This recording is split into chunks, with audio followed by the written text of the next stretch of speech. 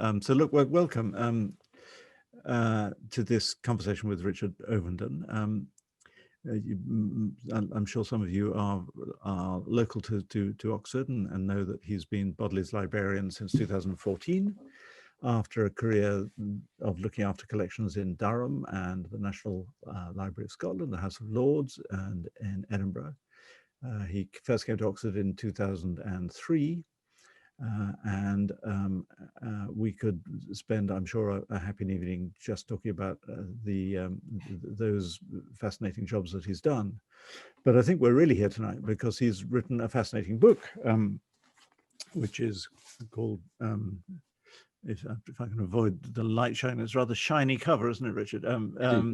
It's called Burning the Books, and it's a history of knowledge under attack. And I wondered if you could begin, Richard, just by that subtitle, because a lot of it is about libraries, and obviously libraries has been your life and your career. But this is a much broader concept, knowledge itself under attack. Can you just talk about the ambition of this book and what it touches on? Yeah, I mean, I think what I was hoping to do was to treat organized bodies of knowledge. And of course, I think libraries and archives are the most common expression of the idea of an organized body of knowledge, but certainly by no means the only ones. But I focus really on libraries and archives as having the most socially constructed organization. Of course, that's changing now with the internet, with digital information, the ways in which knowledge can be organized. Is changing and changing all of the time, and I try to deal with that to some extent in the book, certainly in the latter chapters, the latter part of it, dealing with that shift in the way knowledge is organized and shared. But really, I see sort of libraries and archives together as being the main topic, if you like, of the book, and the main expression of the idea of organizing knowledge. And of course, there are huge variations in that. There are very small specialist libraries, you know, there are, and that's an amazing thing, you know, libraries on beekeeping or clock making, as well as great general libraries to do with, like the Bodleian. But also there are archives, and I try to distinguish the slight differences between the two. But I also try to shine a light on how important they are for society, both of them, both of those classes of institution.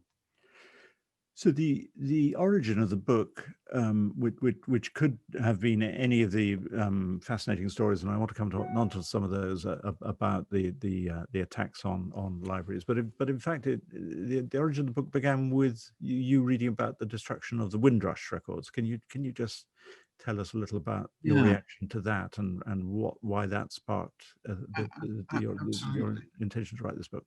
So the real trigger, I mean, I've been thinking about these issues, of course, for a long time, and particularly at the ways in which the preservation of knowledge has become somewhat sidelined. And that's partly because of the emphasis on access, and the internet is so amazing at providing access to knowledge, but also because we've become, as a kind of global society, fixated on the short term, you know, immediate return on investment, or kind of short-term thinking. And I think libraries, particularly ones like the Bodleian, tend to, you know, think in much longer terms than that. So that's the kind of general background. But the actual trigger, as you say, is me picking up the Guardian newspaper in 2018 and seeing a report there about the destruction of the records, the landing records of the Windrush generation, which took place by the Home Office in 2010. And so this was discovered by a Guardian journalist much later on.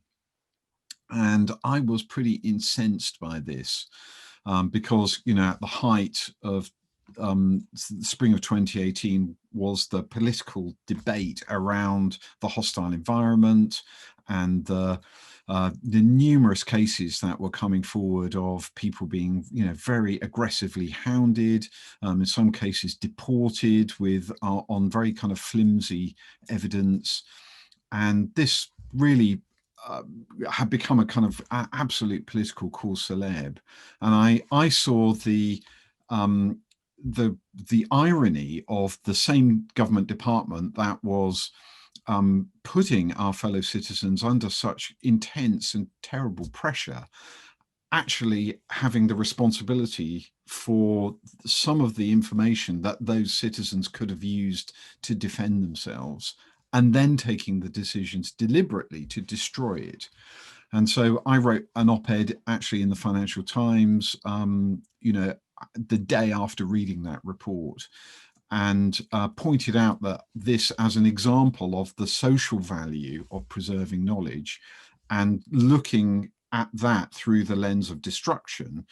And I sort of pointed out in that very short piece some of the instances in history where knowledge has been destroyed, and what that means for society.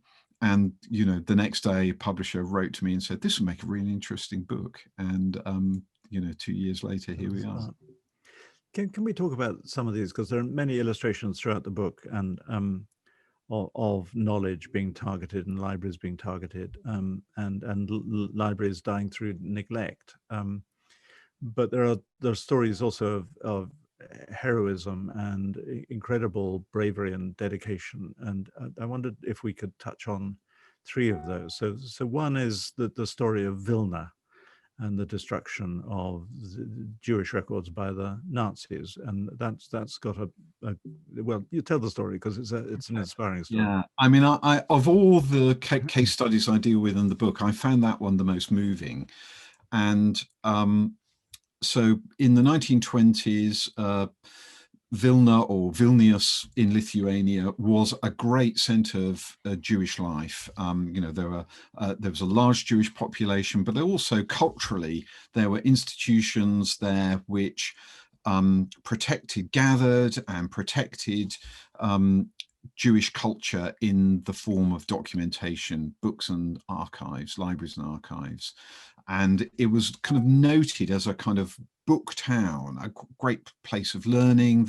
It attracted Jewish scholars, famous rabbis like the Vilna Gaon, and in particular, there was an institute founded in 1922 called YIVO, and it's a place, an institute dedicated to documenting Jewish life. So they had people doing field work, collecting recipes, collecting folk song, collecting Jewish opera, plays, as well as newspapers, poetry, all sorts of documentation came into this institute called YIVO.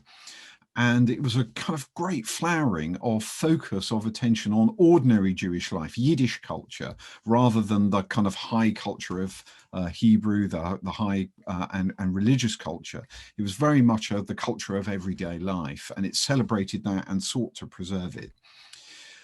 And then, of course, in 1939, the Molotov-Ribbentrop Treaty divides Poland and the Baltic states, and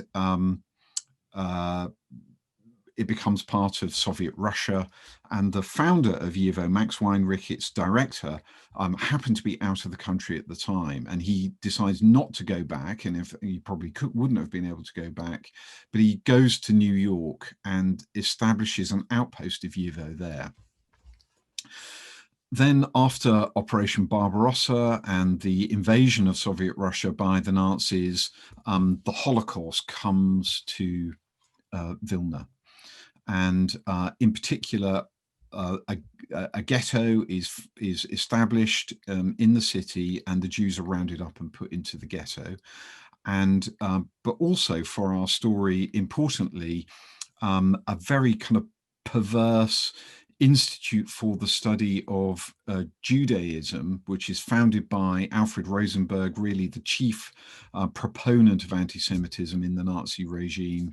And they send their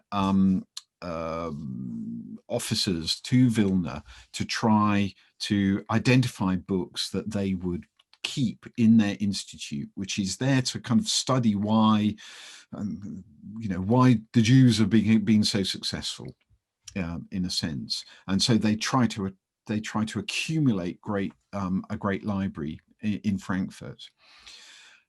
And they do this by identifying people in the ghetto, Jews, who were librarians or scholars, and they take them out of the ghetto each day to sort through the collections of libraries and archives in the city. And they do that under gunpoint and under the direction of Rosenberg's institute staff. And so they have this terrible task. They're told to either select books that get shipped to Frankfurt, or things which aren't protected in that way and sent to the paper mills outside Vilnius. But what they actually do, and they call themselves the Paper Brigade. And what they do is they smuggle books in their clothing or in furniture, which they persuade the Nazis to allow them to take into the ghetto. And they smuggle books back into the ghetto, books and documents, hundreds and thousands of them, and they hide them in the ghetto. They dig a kind of bunker underground, which they fill full of books and documents. And then in 1943, the ghetto is liquidated. Most of the residents of the ghetto are taken outside of the city and murdered by the Nazis, but a few of them escape. And they join the partisans in the forests of Lithuania. And as the Soviets, after Stalingrad, begin to move west and force the Germans out, they take the city again. And so the few members of the Paper Brigade that survive come back and they excavate their stored documents. And they are able to re-establish YIVO. The institute is re-established, only to find about a year later that the Soviets decide that this is all anti-communist and culturally and intellectually wrong, and they then send the books again to the paper mills. And this time a Lithuanian librarian called Antanas Ulpis becomes involved, and he goes to the paper mill and turns the trucks around and takes them back to the city, where he's established an outpost of the National Library of Lithuania, a very kind of nascent organization at the time, in a large deserted church, or no longer consecrated church. And this is full of Lithuanian books and documents that will become part of the National Library. And in them, he hides all these Jewish documents and books, including in the organ pipes, and he keeps this a secret. And he keeps it a secret even even until the late 1980s. So he dies at this time. He passes on the secret to a number of his staff, and only in 1989 does the fact that all these things have been preserved become known and become public. And so some of the books that had been sent to Frankfurt had been identified and sent to New York to the YIVO outpost, which then becomes the YIVO headquarters. And now YIVO in New York is digitizing with the National Library of Lithuania this great trove of hundreds of thousands of pages of documents, and they're freely available online. So it's a kind of extraordinary story of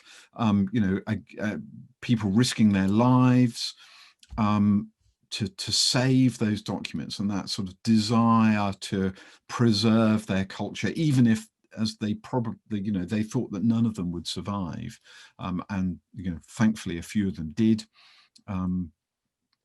but the documents are preserved. And this kind of thing happens in other places in Eastern Europe, particularly in Warsaw, where there's a group called Oyneg Szabes, who are only documenting life in the ghetto as a kind of witness, and they hide them in 3 milk churns. and bury those in the Warsaw Ghetto, which is, of course, razed to the ground by the Nazis. And only 2 of them have been found so far, but they remain in Poland, but again have been digitized. These are extraordinary stories, and as we said earlier, extraordinary bravery. But depressingly, the story goes on, doesn't it? And you talk about the targeting of the library in Sarajevo in 1992. And a sort of similar story of the Ba'ath Party papers and the people who worked to preserve them. Do you just want to talk about that a bit in Iraq? I mean, that's another kind of fascinating story of preservation, despite and in this case, the compulsion to destroy is not sort of cultural, like it will, or cultural and sort of cultural genocide going alongside the human genocide of the Holocaust, but it's one about actually, I think, destroying records to preserve to hide the mistreatment meted out by individuals who actually survive. And so, the Ba'ath Party was an authoritarian regime in Iraq. It has complete control over the country for over 40 years. And at the fall of the Saddamist regime in 2003, the coalition forces led by the United States are accompanied by a number of Iraqi expatriates who are there to help establish a new government, essentially. And one of these is a man called Kanem Makia, who is an academic who had been involved earlier in writing about the tyranny of Saddamist Iraq, and particular drawing attention to essentially the genocide, the Anfal against the Kurds in the 1990s. And he becomes obsessed with archives as providing evidence for the terrible deeds that the Saddamist regime meted out on its own citizens. And so he comes to Baghdad in 2003, and by chance, he finds that in the basement of the Ba'ath Party central headquarters, there's a huge archive. And he immediately sees its importance and arranges for it to be brought out of these kind of partly flooded basements. And he begins, he brings together a small group of people who start digitizing it. And, he gets Hewlett-Packard to donate them some scanners. And it's a real kind of cottage industry, just in a domestic house, his parents' house, which he's allowed to kind of reoccupy. And they start digitizing all these, again, tens of thousands of pages of documents they start to digitize, and it soon becomes overwhelming. But more importantly, the house gets targeted with mortar bombs as it becomes known that he's got this documentation there. And former Saddamist leaders, former Baathists, they want this documentation to be destroyed because it will reveal what they were doing. And so Kanem Makia strikes a deal with the coalition authorities, and the whole stuff is airlifted out of Iraq, and in an aircraft hangar in Virginia, an outfit under the Defense Department digitizes the whole lot, and there's over 10 million pages in the end. And Kanem Makia then tries to find a home for this. And of course, the digitized files are used by the Defense Department to find evidence of weapons of mass destruction. So they use kind of, data mining to try and find that. Of course, they don't find any of that evidence. But he then tries to find a library or archive somewhere to take it. And he offers it to Harvard. He offers it all over the place. No one wants to touch it. But eventually the Hoover Institution at Stanford do take it on, and they keep it, and they get a lot of criticism, including from the National Library of Iraq.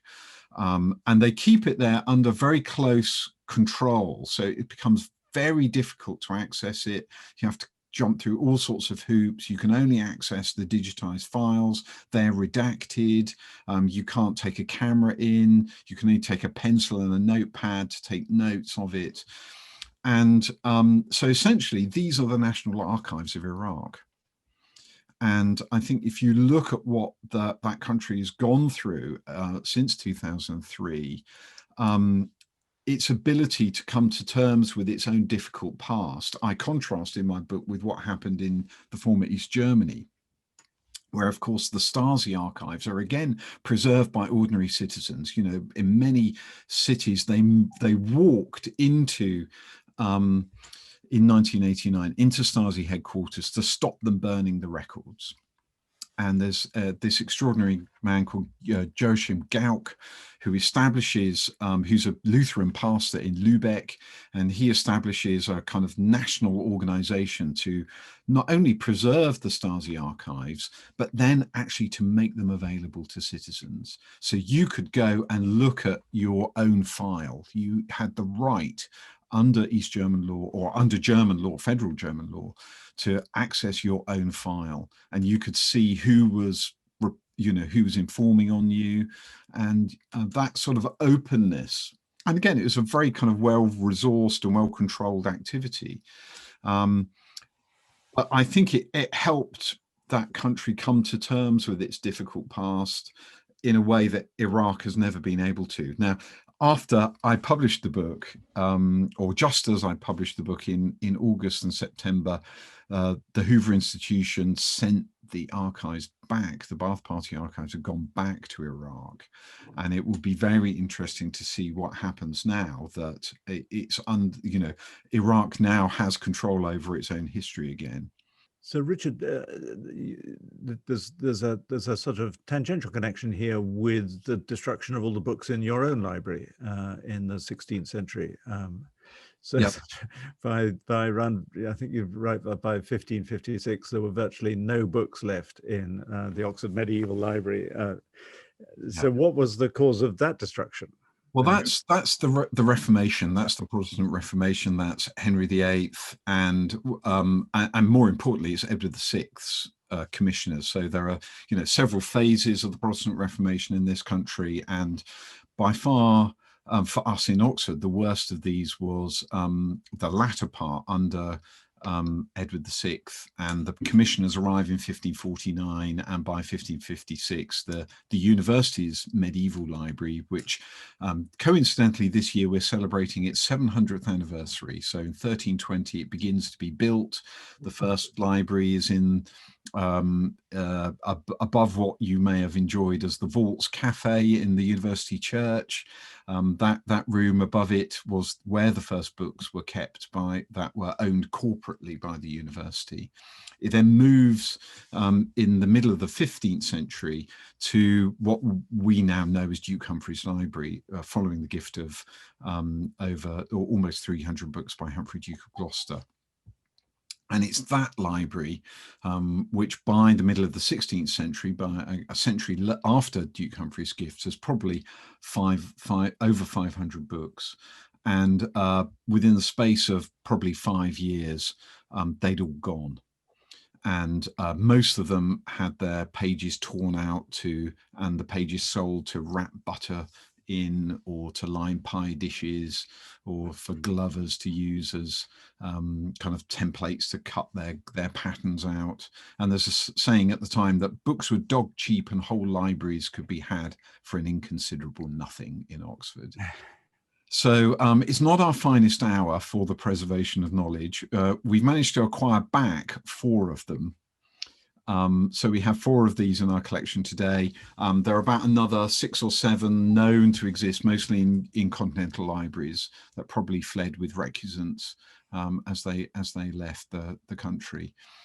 But the point I actually make in the book is that, to me, this destruction is actually the impetus for Sir Thomas Bodley to refound the university library, and for the university authorities to give him kind of permission to kind of project manage the task of, you know, kind of rebuilding the structure of the library, but more importantly to endow it to found my the post that I now hold as the 25th holder of the title of Bodley's Librarian, to build new bookshelves, to design them with the Warden and Merton, to fill them with books, and to appoint Bodley's janitor as the person to kind of look after the building, what we today call our chief operating officer. So, and, you know, within a few years of the founding of the library in 1602, Francis Bacon calls it an ark to save learning from the deluge. So, you know, I think that I use that to make my point neatly, that it's that impetus of destruction, saying we mustn't let this happen again, that sees the Bodleian formed. I want to come on to the modern age and the problems of modern preservation, but I mean, you've touched on some motives for destroying knowledge and destroying records, and one of them is, you know, fear of the material that's there, and then there's the motive of seeking to destroy entire cultures. What other motives are there? I mean, it is a striking thing. You describe this consistent pattern through centuries of people targeting knowledge and targeting records, targeting archives, targeting books. Of course, your book begins in 1933 in Berlin. But what is the thread that draws this all together? I think that it's about asserting control of one kind or another. It's either control over religions, or, you know, religious or cultural ideas, to suppress their circulation, and it's particularly about the suppression of memory. And I think that's a very important issue for us, and it's really at the heart of my book, which is this idea of the long-term record of human activity, and the destruction of libraries as a way of suppressing that. And I think it was really most brought home to me in looking at the case of Bosnia in the 1990s. I mean, this is not very long ago. You know, this is only 25 years since the Srebrenica massacre. And there are still thousands of court cases pending in Bosnia about it. And one of the things that the Serbs tried to do was to destroy provincial archives, and particularly land registries. And what they wanted to do was to eradicate any sense that Muslims had owned property in Bosnia. And I think this was this idea that, you know, those records, which may be hundreds of years old, still have a potency today. I think is so kind of striking. And so I try to kind of pull some of those threads together. There's, you know, there are kind of states wanting to attack another state by destroying its ability to govern properly. So, you know, the British destruction of the Library of Congress in 1814. There's, you know, the Holocaust as the kind of fundamental example of culture against culture, and also repeated in Bosnia. There's the case of you know, religion being at the heart of it with the Reformation, but soon becoming augmented by the idea of political power being supported in this way.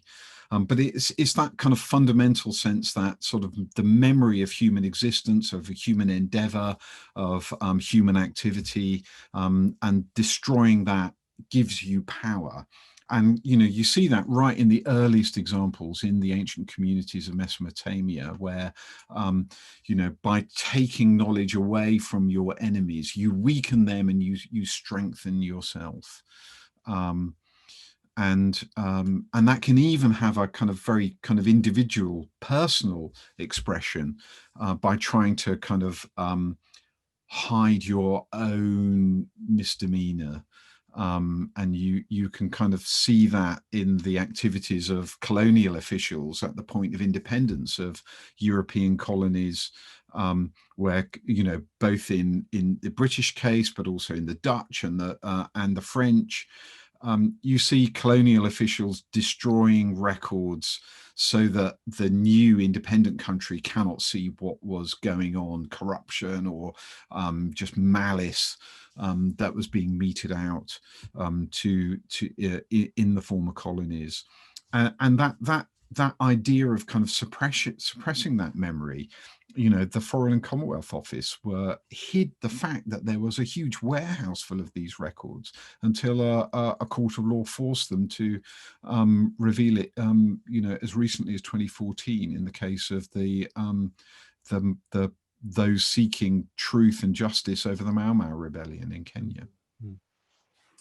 So let's move up to the present time, and you write about how papyrus, paper, and parchment are very fragile materials to store knowledge. But I suppose the truth is now dawning that digital code and magnetic storage systems are equally vulnerable. I mean, I suppose we have to concede that companies like Google have done an extraordinary job in digitizing and opening up knowledge. But what are your worries about the power that is now concentrated in a small number of companies, and mainly West Coast American companies? Well, I think we are going through a profound shift in the way knowledge is created, shared, and managed. And that's not just the internet, but it's more importantly, as you say, it's the rise of what our Oxford colleague Timothy Garton-Ash calls the private superpowers. So the platforms that exist, Facebook or Twitter, you know, Weibo, or, you know, there are a relatively small number of very, very powerful platforms which huge numbers of people interact with, which create massive amounts of data, which is being harvested on a daily basis and traded at first for the purposes of advertising, to gather advertising revenues and to become smarter and cleverer at doing that. But it's being that data, that information, that social knowledge is being traded and used now, as we know, through the investigations of your former colleague Carol Cadwallader and others to influence elections around the world. And we've seen what Cambridge Analytica and Facebook, the power of those two organizations working together, have been able to provide in the form of user profiles. And these are there are companies who specialize in gathering up these user profiles. They gather them from our search history in the big search engines, from our interactions every time we like a Facebook post or a Twitter post, every time we use a credit card to buy something online. This information is all pooled and profiled in the most extraordinary, powerful, predictive way. And it's used now, we know, without our knowledge and consent, increasingly, despite the GDPR, to use against us. And we are providing all of that data for free. When you meet with your fellow librarians and archivists, I mean, the scale of what's happening now is the thing that is astonishing and would have been unimaginable, I guess, even 10 years ago, or certainly 15 years ago. I mean, you write in the book a bit about things like the Internet Archive and the Wayback Machine, but how do you possibly capture this material? Should we be capturing it? What are the issues in sort of data GDPR, data privacy terms? But can you talk a bit about the efforts, the attempts that are being made to keep a digital record? Yeah. So there are, you know, for I'd say at least the last 20 years, probably longer, there have been a number of efforts of libraries and archives across the world to engage in what we call digital preservation. And I have the pleasure of being the president of an organization called the Digital Preservation Coalition, which is now almost 100 institutions spread across the world, ranging from libraries, archives, museums. We have the Nuclear Decommissioning Authority, the World Bank, the Smithsonian Institution, all sorts of organizations that have an interest in keeping knowledge in digital form accessible over long periods of time. So, we're doing lots of research, we train our staff, we build systems and infrastructure to enable us to do this. And we've got really good at things like archiving the web. So the open web, there are a number of libraries and archives around the world that do this on a regular kind of structural basis. We do this in the Bodleian, partly on our own bat, partly working together with the legal deposit libraries to archive the whole of the UK web domain on an annual basis. That's a huge archive that we've been doing that since 2014. And the Internet Archive in America does it on a global scale. They do it without the benefit of the law like we have. So we're able to archive the UK web domain because of the 2013 non-print legal deposit regulation. So a law was passed to allow the legal deposit libraries to extend their collecting to digital. Some libraries just do it by scraping the web without asking anyone's permission or having any legal protection, but they do it anyway. And the Wayback Machine's a great way of accessing that record.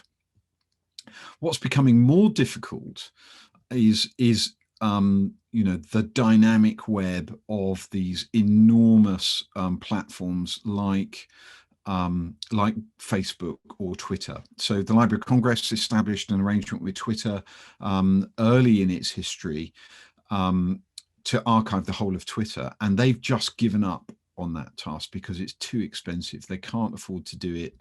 The scale is too enormous. And I think that's one of the big challenges. Of course, there's the legal and the legal issues as well as the societal ones around privacy. Why should we have control over that data in the library and archive world? Well, I think we'd be better at it. We would.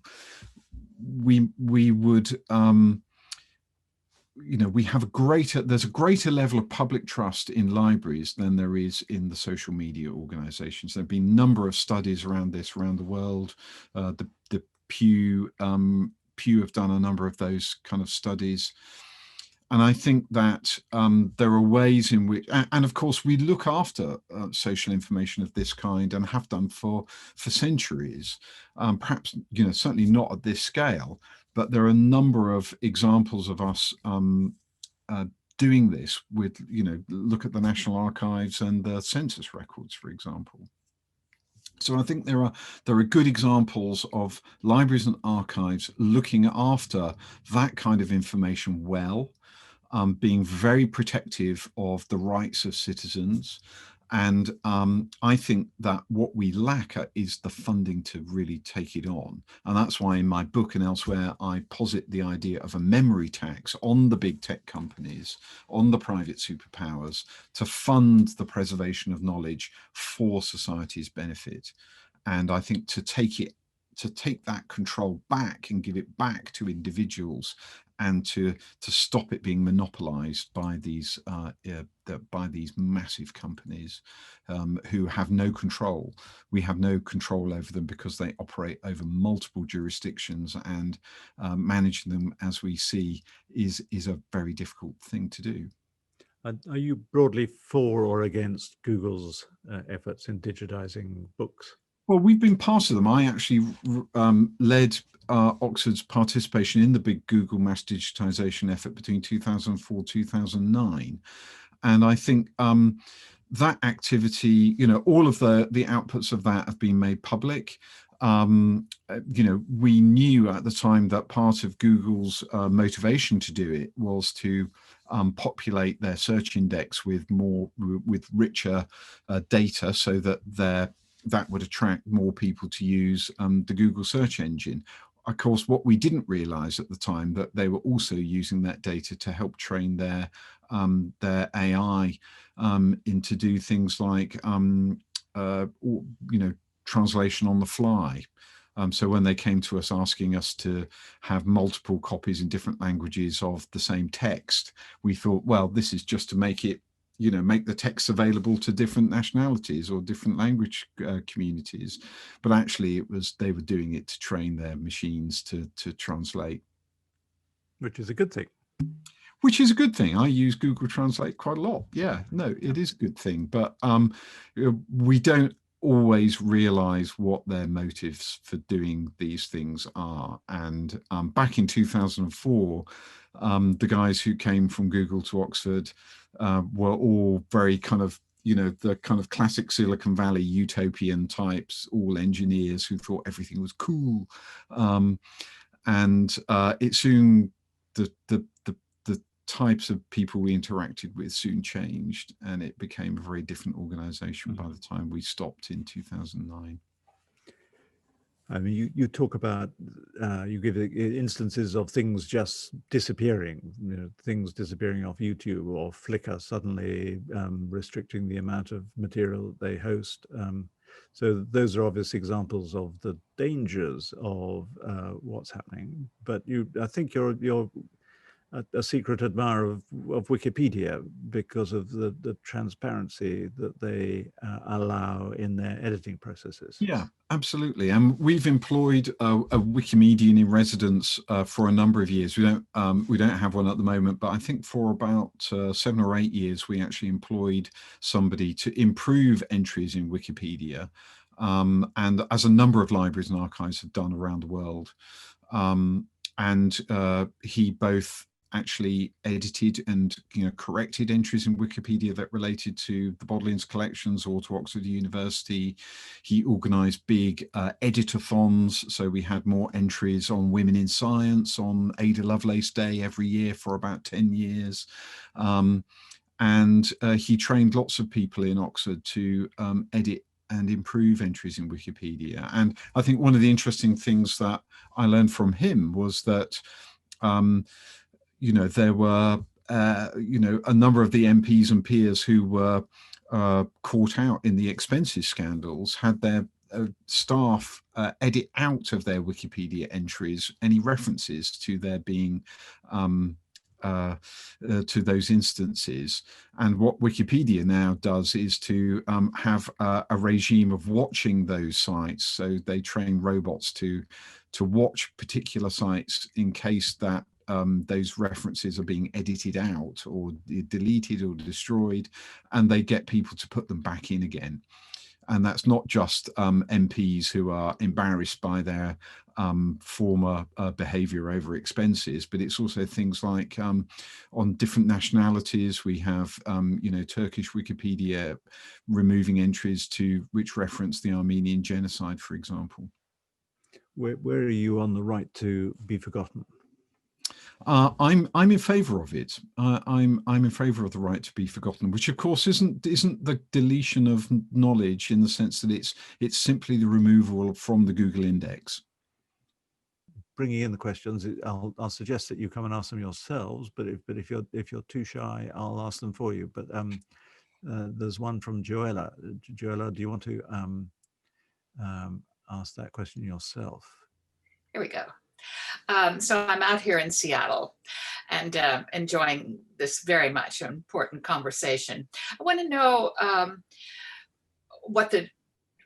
how you're dealing with the challenge of determining what books to physically collect and what books that you will just collect in digital form. And have you in any way deaccessioned older physical books because they are now available digitally? And what is your attitude towards that physical book today?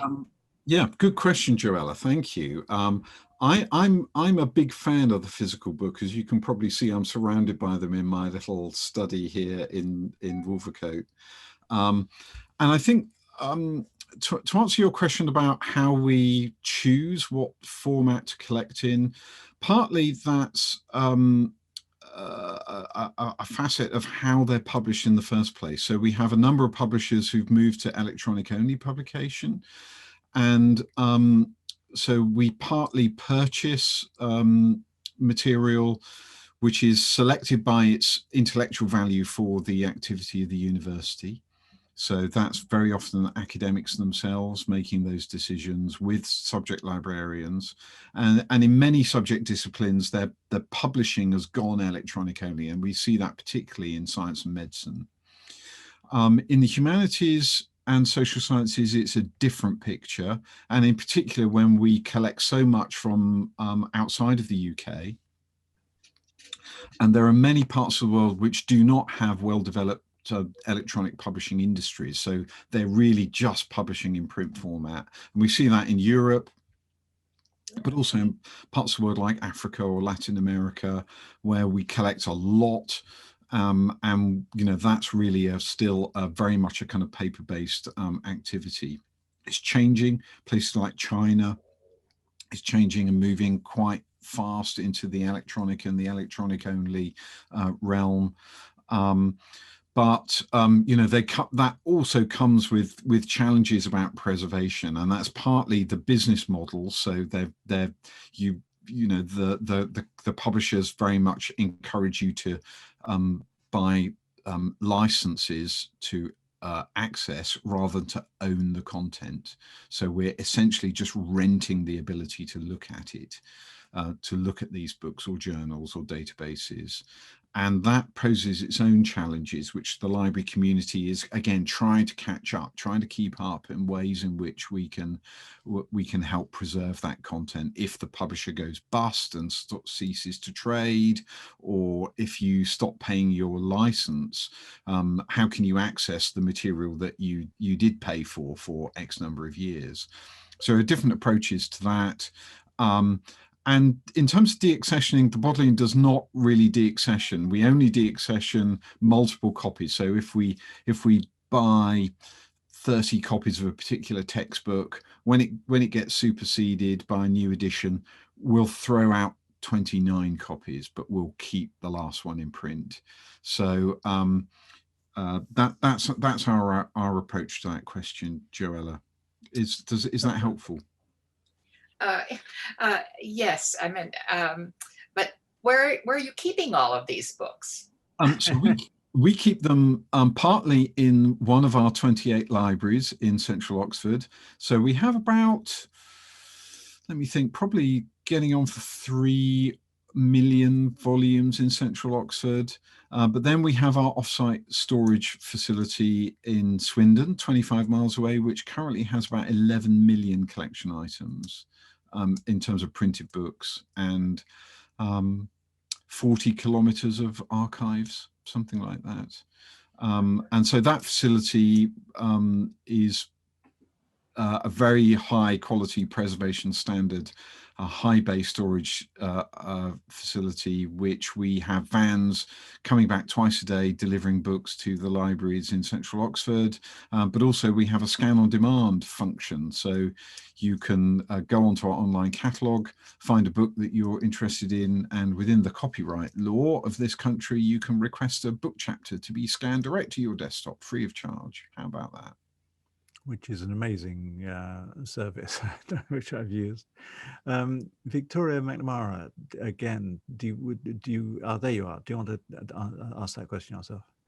So I went back to university in my 40s, and I was so struck by this extraordinary amount of information you could get at online. I mean, it was just transformational. But it took me quite a long time to sort of work out how to deal with these. You know, you do a search, you get 400,000 hits. How do you deal with that? So I guess people have got better than they used to at that. But I suppose the question is, I mean, is there just too much information out there? And you know, how can libraries like the Bodleian facilitate and help people to find the best sources well and effectively, and get that out to a wider public? Yeah, that's a great question. So there is a concept now called digital abundance. that actually there's so much information that it is becoming difficult to navigate. And I think that is definitely true. I see it myself, very often when I do searching online. One of the things that libraries do is to organize knowledge. So our own library catalogues, our one in Oxford is called Solo, Search Oxford Libraries Online, and that is an attempt to help navigate the user through the collections of knowledge which the university either owns or chooses to organize, and that's both print and digital information.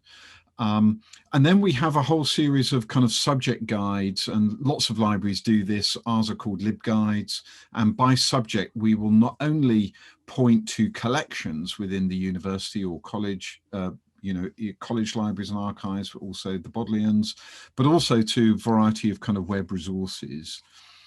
And I think the thing that we do as well, and we need to do more of, much more of, is our training of our students and our researchers.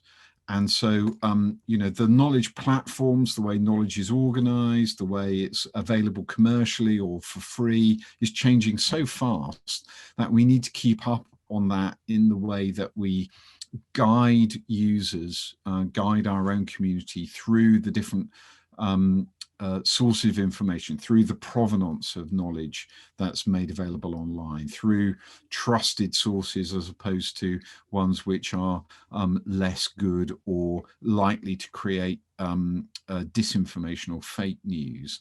And we do that through our kind of what we call our information skills program, our iSkills program. Some of that is through induction sessions.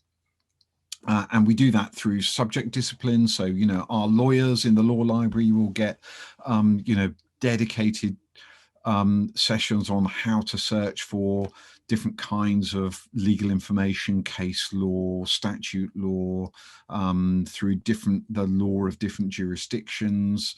And we do that across the piece in all of our subjects. But it's surprising how basic the training that we need to give is. So many of our students come up and they're used to putting stuff in Google, of course, but many of them don't actually realize that the first set of results they get have been paid for to get there. And so, it begins at a very basic level, and we should be doing this in school, and we should be repeating it and making it more sophisticated as our as students move through the education system. It needs to be much more extensive than it is at the moment. It needs to be kept well up to date, and it should be delivered by experts in knowledge like librarians and archivists. Thank you. Thank you for that, Richard. There's now a question from Guinevere. And again, Guinevere, if you want to step up to the microphone, there you are. Please ask the question. Yes, thanks. And thanks for a fascinating talk. It's been brilliant. So my question is specifically looking at the UK and at library closure in the UK, because almost 800 libraries go in the last decade, which seems an extraordinary act of harm and vandalism. And I'm just wondering, in a post-COVID world, when it's likely we will see, further austerity or further funding cuts, what can we do to make the sector more resilient and to prevent further loss? Is there something, a hopeful message? Yeah, well, that's a very good question. And I think there are a number of answers to it. I think library users and citizens, particularly looking at the public library system, which the figures that you quoted are from the public library sector, which has really suffered. So there's a kind of use it or lose it thing going on here. So I think everybody needs to go out and get a library card. I've got my one for, let me see if I can, probably won't be able to find it quick enough here, but for the Oxfordshire Library System, the County Library Service. No, it's a trust me, it's there among all my other cards. We need to make the point about the value of libraries to our elected officials. So whether that's our local councillors or our MPs, members of the House of Lords, within the library profession, people like me need to use their platforms in order, and that's partly why I wrote the book, of course, which is to help change the dialogue, to help change the national conversation about the value of libraries and archives. And you know, I will continue to do this through whatever platform I'm able to access, and my colleagues in the sector need to be doing as much, and I'm trying to kind of encourage that as much as I can. Our professional bodies like CILIP, the Chartered Institute of Library and Information Professionals, or the Archives and Records Association, need to be redoubling their efforts to make these points that it's for society's sake. And I've been really encouraged by the way that the dialogue has changed in recent years. So we've seen books like Susan Orlean's wonderful The Library book about the social importance of the LA Public Library, particularly seen after the disastrous fire there. We've seen Eric Kleinenberg, a fantastic sociologist at NYU, his book Palaces for the People, which is about trying to change the dialogue and see libraries as social infrastructure, you know, as important as the road network or, you know, public sanitation. You know, absolutely essential parts of our everyday infrastructure. And I think the pandemic has also seen, you know, a renewed sense of how libraries can serve their communities in a whole variety of ways, not just providing them with reading matter, as vital and important as that is, but also other kinds of, you know, just contacting regular library users who maybe are isolating at home or isolated at home, as we've seen a number of examples of that. And, you know, I was shocked, I mentioned this in the book, reading the UN Special Envoy's report on austerity in Britain in 2018, where he actually identifies public librarians as being really on the front line of maintaining access to public services, public benefits for particularly vulnerable citizens who don't have an internet connection, who don't have a computer, who are unfamiliar with navigating online interfaces, as the government has moved the benefit system to being a digital only thing. It's really essentially disenfranchised millions of people, so the Special Envoy pointed out, and it's really only librarians, because they're trusted, they seem to be on the side of you know, vulnerable members of our community, and helping guide them through accessing you know, the online benefit system. So, you know, libraries are absolutely essential for society, and I think my book is trying to highlight one aspect of that, but there are many, many other aspects. So we all need to be playing our part in identifying to funders, to our elected officials, just how important libraries and archives are. Thank you for that. I think the final question is going to go to Georgia Hoggart, who's one of our modern linguists. And Georgia, do you want to, you're a potential archivist or librarian yourself. Do you want to yes, hello. Yeah.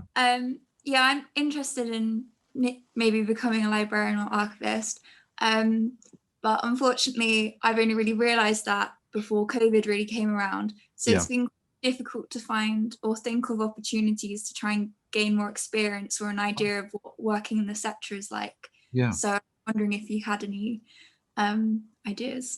Okay, well, the first thing to do is to drop me an email after this, and we'll see if there are ways in which we can help. There are all sorts of kind of volunteering opportunities in the sector.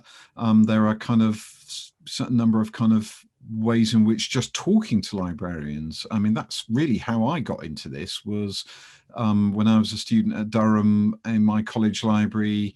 I got a paid for job as student librarian, and then a particular task had to be done, and I went to the university library and talked to somebody a wonderful woman who had a brass plate on her door that said "Keeper of Rare Books," and I thought, ooh, wouldn't mind having an office like that one day. And she was enormously supportive and helpful. And I think that you'll find, you know, I'm sure you'll be able to find people who will give you good advice just by starting off by talking to them. Perhaps you'll get an opportunity to do a bit of volunteering or maybe an internship of some kind. And then there are various ways in getting onto traineeships. We have a graduate trainee program in the Bodleian, which is partly philanthropically funded, and that works across the collegiate sector as well. So the college libraries and the Bodleian work together very well on that. And we have about between 15 and 20 graduate trainees a year. And they then go on to the various master's programs around the country, some of them full-time, some of them part-time, where you can do it while having a job at the same time. So there are various routes into the profession. And of course, at the end of the day, there's a great variety of different types of libraries, from you know, the commercial sector, like you know, law libraries or business information services, through to the academic sector or indeed the public library world. Each of them having their own, you know, their own kind of domains, their own communities, their own career paths. So I'd certainly be happy to talk to you after this. So just drop me an email. That's really kind. Richard, there's one question which I hadn't spotted earlier, so I think this probably will be the last question, but it's from Sapphire. And Sapphire, who's an English student here, do you want to step up, or if not, I can read that for you. I think you are. So I'll read it for you because it's a very good and important question. Do you think that it is the library's responsibility to aid and support readers who have specific learning difficulties, SPLDs, etc., e.g. those who struggle to take in the words on the page, or perhaps those who can't even physically hold a book? And if so, how would you suggest supporting these students or Bodleian readers? Yeah, so we actually do have a service that supports readers with those kinds of issues. And it's called ARACU, our Assisted Reading and Accessibility Consultation Unit. I think that's what the acronym stands for. And again, we support, it's actually growing in the number of students who are accessing its services. So we just actually had a report this very morning at our senior management team from our the head of that unit. And you know, it does a whole variety of things to support readers who have those particular needs, working with senior tutors across the collegiate university. We have volunteers who come in and either operate our Kurzweil reading machine or actually do reading on behalf of students and other users. So again, if that would be of help, I can help guide you to those services. Certainly not every library, every university library in the country has them. I think we're relatively rare in having quite a relatively large team doing that. It's still a small number of people, I should say, but compared to most other university libraries, we actually have quite a robust service there, and one which we're very much trying to kind of protect in the financially challenging times that we're in at the moment. So yeah, happy to pick that up offline. You've been tremendously generous with your time. I know you've got lots of these in the pipeline. That's the trouble if you write a book. People then want you to talk about it. But just to remind you, this is the book, Burning the Books: A History of Knowledge Under Attack. It's a fantastic read. It's beautifully written and packed with ideas and wonderful stories of the sort that you've been talking about tonight. So thank you for coming, and thank you for some great questions, and thank you to the audience for coming along tonight. And I hope lots of people read this book. It's an important book. Thank you, Richard. Cheers. Thank you very much, Alan. Thank you for having me. I've really enjoyed the conversation with you and with your LMH community, and look forward to seeing you in the flesh at some point in the near future. Thanks a lot.